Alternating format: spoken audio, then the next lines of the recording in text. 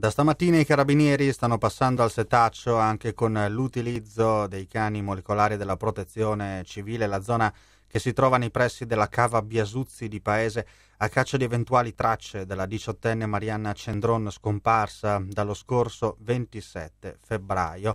Nei giorni scorsi le ricerche si erano concentrate soprattutto nei pressi del Golf Club di Salvarosa. Dalla tarda mattinata, sempre presso il lago Biasuzzi, sono intervenuti anche i sommozzatori dei Vigili del Fuoco che stanno scandagliando il lago alla ricerca di elementi utili alle indagini. Del caso della scomparsa di Marianna Cendron si occuperà nella serata di mercoledì anche la trasmissione Chi l'ha visto. Infatti da quello che finora non è emerso nulla, è solo una ricerca per trovare un indizio dove cominciare a vedere se dov'è Marianna.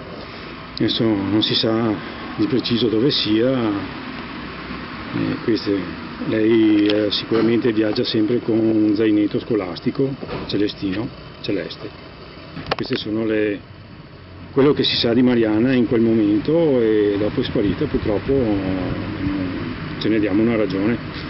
Di fatto, avendo trovato quelli che erano i suoi